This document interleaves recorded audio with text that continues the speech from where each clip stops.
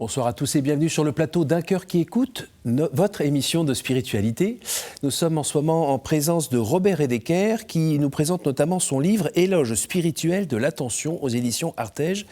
Merci d'avoir quitté votre belle région du côté de Toulouse pour venir à Paris.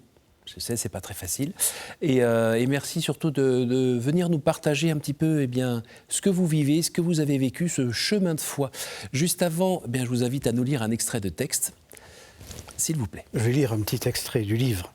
Notre âme toque à la porte de notre esprit, de notre corps, de notre vie, depuis ces lectures qui l'ont réveillé, qui l'ont vitaminé. Toc, toc, toc, toc, fait le heurtoir. Ouvrez, qui va là? Votre âme, Eugénie de Guérin ou Francis Jam ou Marie-Noël m'a donné votre adresse. Entrez comme un grand vent, comme un coup d'aile, subvertissez-moi, submergez-moi, prenez la place de mon moi. Les yeux de l'âne sont des yeux de velours, sont des boules de velours. Ceux de mes deux labradors, Dipsy l'a regretté et Naya, ma grande amie, le sont également. Mais sans le poème de Francis Jam, jamais je n'en serais rendu compte. Le poète fait exister ses yeux, les rend présents. Il les rend présents bien au-delà du poème, bien au-delà de l'année 1888, bien au-delà de la vie de cet âne, mort depuis 150 ans. Mieux encore, je vois ses yeux dans les yeux d'autres bêtes. Il en sera ainsi tant qu'il y aura des lecteurs attentifs à ce poète. Il continue de vivre, il continue d'être regardé. Peggy a-t-il raison de définir la bête comme l'être pour qui Jésus, Christ, n'est point venu? La présence des yeux de l'âne, apportée à son lecteur attentif par le poème, fragilise l'assurance négative du philosophe, que la parabole, présente chez saint Matthieu et chez saint Luc, des oiseaux du ciel, aurait dû rendre moins péremptoire. Jésus-Christ est venu pour toute la création, oiseaux et ânes compris. Alors, je ne l'ai pas dit dans la présentation, mais vous êtes professeur de philosophie, agrégé de philosophie. Mais là, quand on entend cet extrait-là, tout d'un coup, on se dit qu'il y a un peu de poète qui est calé dans le coin. Pourquoi avoir choisi cet extrait? Poète est un mot trop élevé pour moi, trop digne pour moi. Je préfère celui de philosophe ou encore celui de professeur de philosophie. Alors pourquoi avoir choisi cet extrait? Parce que c'est celui... Dans ce livre, de toute façon, je suis très... Ça me correspond, je suis très proche de tout ça. Voilà, je suis proche des animaux, en un sens chrétien. Ce que l'on voit dans les animaux, c'est la création. Ce que l'on voit dans les yeux des animaux, les yeux de l'âne qui sont comme du velours, ou du chien qui sont comme du velours, c'est la création, c'est-à-dire finalement Dieu. Et cet extrait en particulier dans le livre, pourquoi? J'aurais pu en choisir d'autres. Oui. Je pense que c'est un extrait par lequel on peut... Puisque le but de l'émission, c'est, ai-je compris, essayer de faire connaissance avec moi. Je crois que c'est un extrait qui reflète bien ce que je suis. Sans trop se dévoiler non plus, parce que la pudeur est une chose importante dans notre époque où elle semble avoir...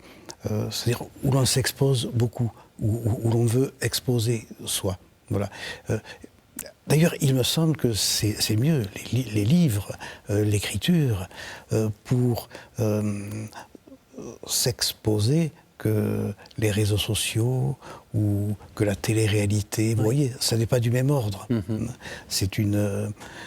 Ça n'est pas une exposition de la vie privée, c'est une exposition de l'âme à travers quelques symboles de l'âme, les animaux, les yeux des animaux, la nature. Après, qu'est-ce qu'on dit vraiment de soi en s'exposant sur les réseaux sociaux?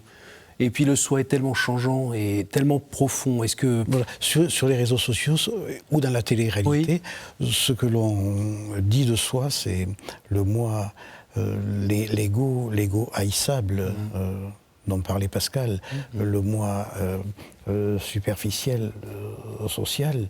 C'est-à-dire le moi que la spiritualité doit, ou le travail sur soi impliqué par la spiritualité, doit détruire pour accéder à l'âme.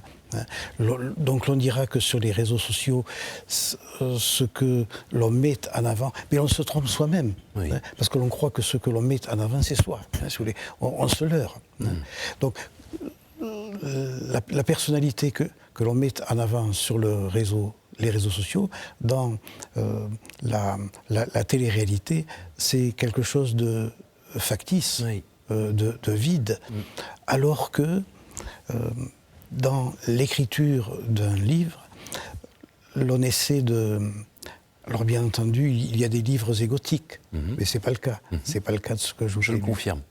Bon, il y a des livres où l'on essaie de se lustrer soi-même, c'est pas du tout le cas. Dans ce genre de travail, on essaie de mettre l'âme dans la vie, de l'exposer ou de rejoindre la vie comme ça. Je ne sais pas si on a l'impression justement en lisant ce livre que vous nous partagez une partie de votre cheminement, oui. Et vous nous invitez à en fait ouvrir les yeux sur le monde qui nous entoure, à être présent à l'instant que l'on vit et en fait à nous dire que c'est justement dans cette attention à l'instant présent qu'on a peut-être une chance de faire grandir un peu notre vie spirituelle et d'avoir une expérience spirituelle tout simplement. Oui, sans vouloir être un exemple, ni non plus un maître, encore moins un maître à penser, mais même un maître à vivre, c'est pas quelque chose qui... j'ai voulu montrer une expérience, voilà, l'expérience de la vie, sans rien imposer à qui que ce soit. Sans dire, voilà, c'est comme ça.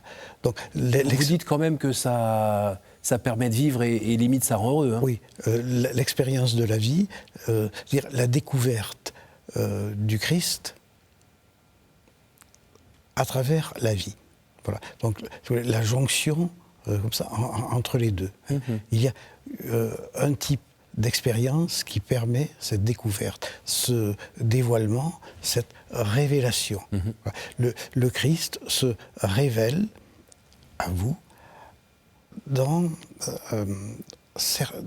une certaine façon de vivre, qui implique d'ouvrir les yeux, qui implique aussi des renoncements, mais finalement, on s'aperçoit très vite que ces renoncements ne sont pas des pertes, mais des gains ou des victoires. Donc, des renoncements à l'ego dont je parlais tout à l'heure, pour montrer que c'était une mauvaise foi et que, au fond, c'était une tromperie. L'ego sur lequel on centre le monde moderne, c'est une tromperie, c'est une perdition là, qui nous empêche d'être en contact avec notre âme. Alors, est-ce que vous pouvez nous dire de manière succincte ce que vous entendez par âme ? Oui. Alors, j'entends par âme... J'exagère en disant succinct, parce que vous avez beaucoup travaillé dessus. Oui, j'ai écrit un gros livre sur ce sujet.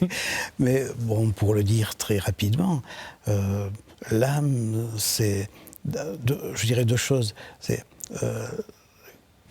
une réalité spirituelle qui existe à partir du moment où elle a conscience elle-même d'exister. C'est ça, l'âme. Bon. Et c'est dans notre monde ce qui est refoulé. Oui. C'est-à-dire notre monde actuel, en Occident, vit sur deux refoulements, celui de Dieu et celui de l'âme. Bon. L'âme, c'est le refoulé, alors que l'on a transformé en ego, en moi, en tout ce que vous voulez. Autrement dit, c'est ce que l'on fuit. C'est la réalité profonde qui est la nôtre que l'on fuit et que les ères passées, avant la modernité, mettons avant Descartes, connaissaient. Voilà. C'est une réalité que l'on veut faire passer pour une illusion, et le moi qui est une illusion, on veut la faire passer pour la réalité.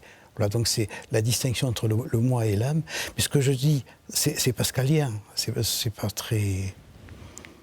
C'est une réactualisation de Pascal.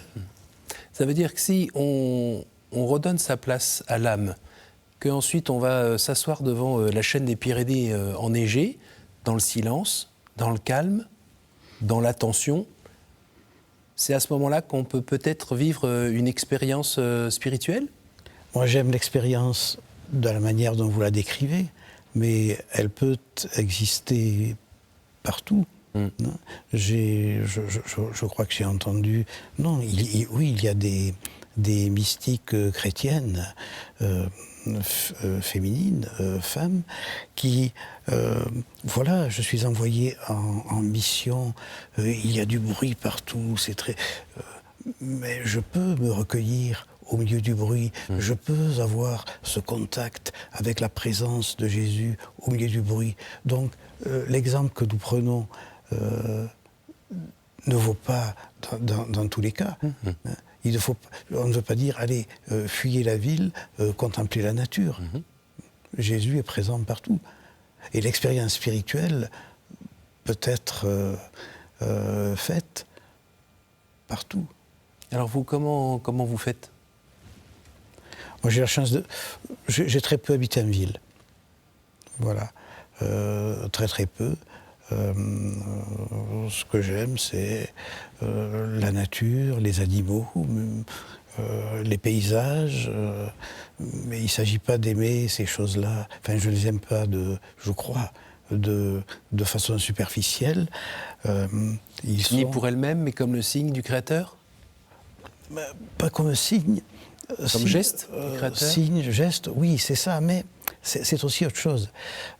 Parce que là, ce serait un peu trop intellectuel, si vous voulez. Oui. Non, comme présence. Oui. C'est là où il y a la présence.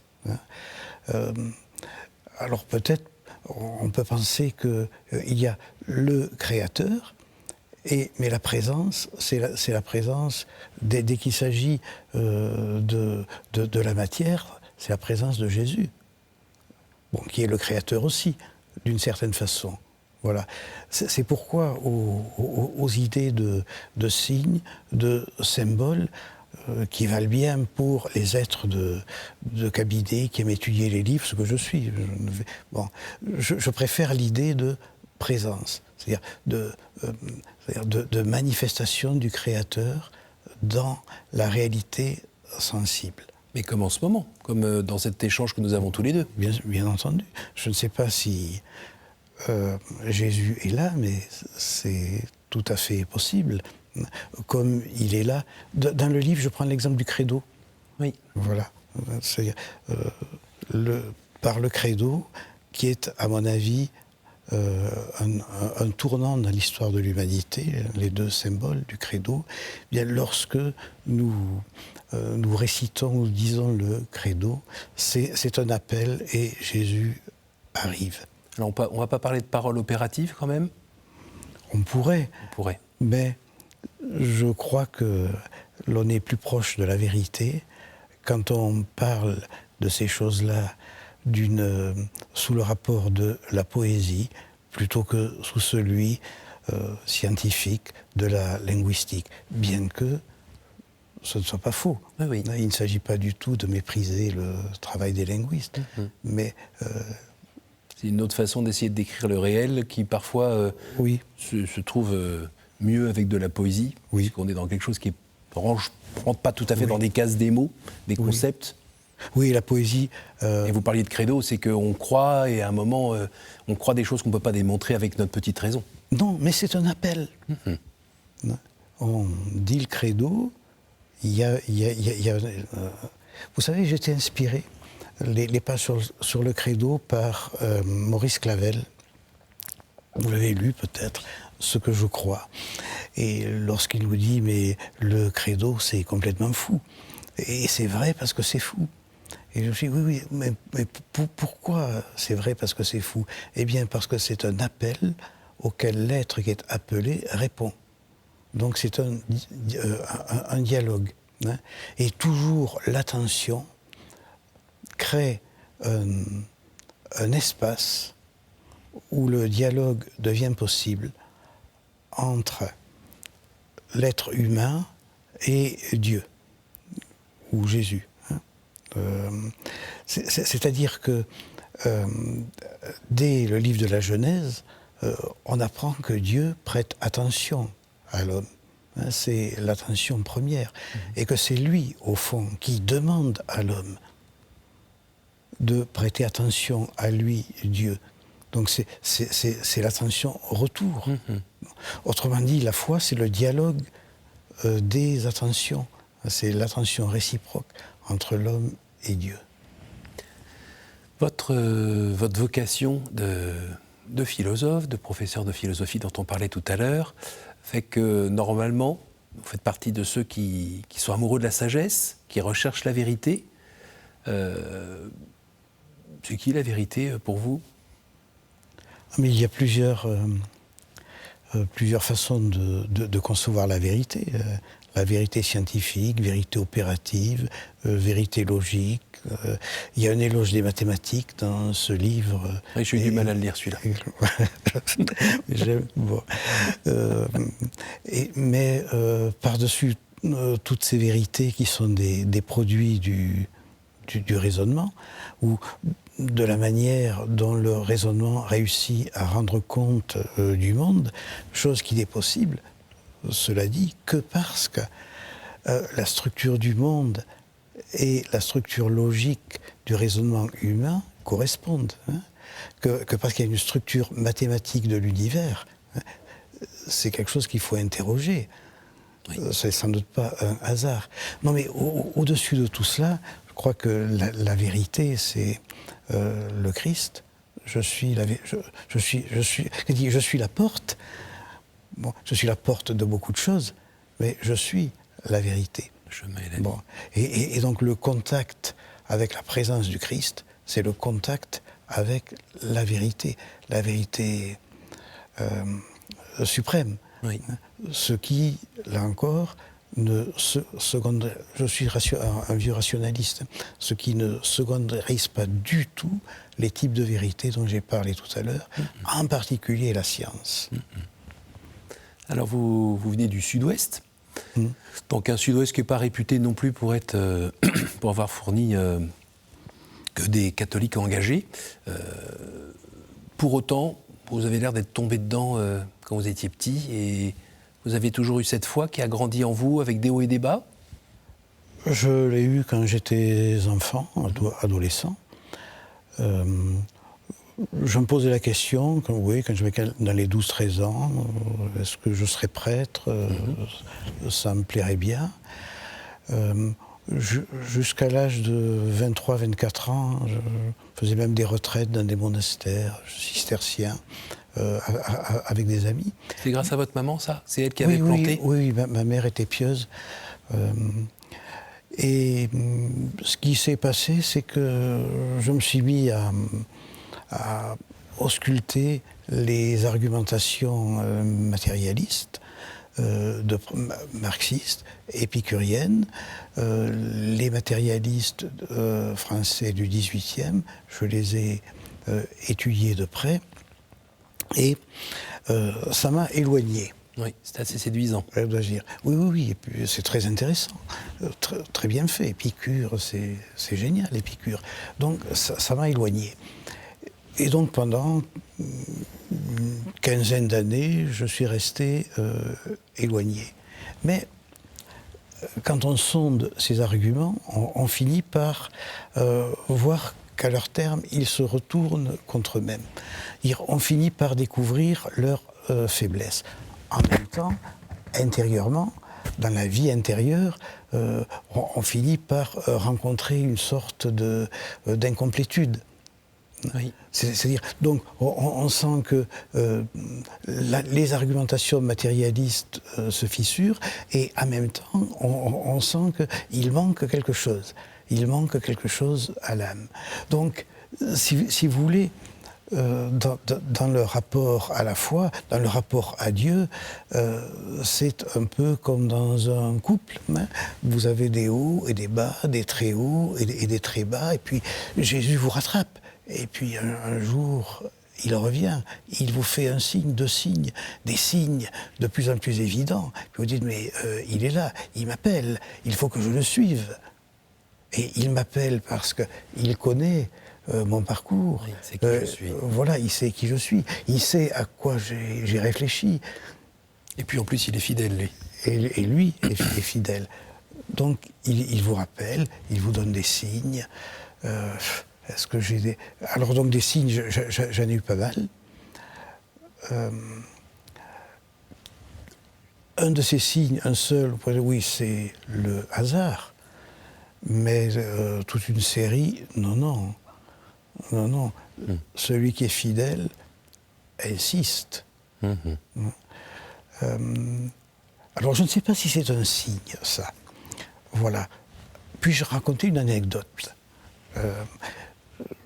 Je vais à l'abbaye Sainte Scolastique et j'achète, il y a une librairie, j'achète des souvenirs de Sainte Élisabeth de la Trinité. Voilà. Présente dans ce livre. Ça m'a frappé. J'ai passé la nuit à le lire. Bon. Mais le lendemain, je dois venir à Paris. Je dois venir à Paris pour faire ce que je fais ici. Et que se passe-t-il? Alors, en attendant l'avion, chose très très rare, je vois passer une religieuse, un habit de religieuse. C'est très rare dans les halls, un habit de religieuse très très rare dans les halls d'aéroport.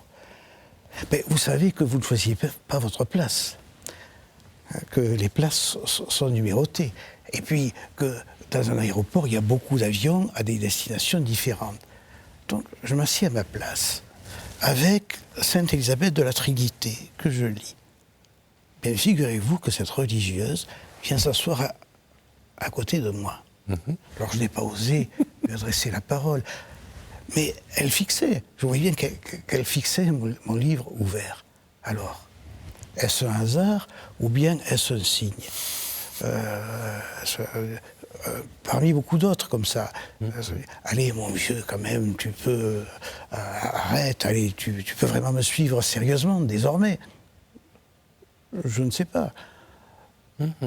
Dans votre recherche de la liberté, dans votre expression de ces recherches, en 2006, vous vous êtes retrouvé coincé avec une tribune dans le Figaro qui vous a causé beaucoup de problèmes. Je crois que vous parliez de la violence qui était présente intrinsèquement dans l'islam, ce qui vous a valu, je pense, une fatwa et des années un peu compliquées après de protection policière et autres. Aujourd'hui, quand vous relisez ça, à la lumière de la foi et de la recherche de la vérité, vous dites quoi? Alors, je l'ai écrit en pensant, puis dans le même style, à l'appendice au livre 1 de l'éthique de Spinoza, où c'est sur les religions, c'est écrit Spinoza là, mais c'est dans un but de défendre le christianisme que Spinoza a écrit. Bon, Spinoza, bien sûr, est athée, mais son maître intérieur profond, c'est Jésus. C'est ça. Bon, donc j'ai écrit ce texte dans cet esprit-là, mais également, j'ai beaucoup d'admiration pour Benoît XVI, et également aussi pour défendre Benoît XVI, qui était très attaqué après le discours de Ratisbonne. Voilà. Il y a eu des réactions très très vives et j'espère que ceux qui sont manifestés par ces réactions les regrettent. Il est temps pour moi de vous poser des questions courtes, réponses courtes. Oui. Prêtons-nous à ce jeu. Est-ce que vous pourriez me dire par 3 fois un chiffre entre 1 et 10? 4, 4, 4. Quelle est votre prière préférée? Le Notre Père. Que diriez-vous à quelqu'un qui a des difficultés à pardonner? pardonne. Si vous pouviez rencontrer un personnage de la Bible, qui serait-ce et que lui demanderiez-vous ? De la Bible ou des évangiles Allez, on met tout dans le même paquet. Qui serait-ce ? La Vierge Marie. Merci beaucoup d'être venu jusqu'à nous. Merci beaucoup pour cet échange. On dit un petit mot sur la dédicace ? Elle est au père Jean Duclos, que je connais depuis 1971, curé de Carbonne. Curé de Carbonne, ami par la pédalée et toujours ami aujourd'hui, alors qu'il est un vieux prêtre à la retraite. Je sais qu'il nous regarde, je le salue. Bonjour Père, et merci pour votre attention ainsi qu'à tous celles des autres téléspectateurs. Vous pouvez retrouver cette émission sur notre site www.ktotv.com et moi je vous dis à la semaine prochaine.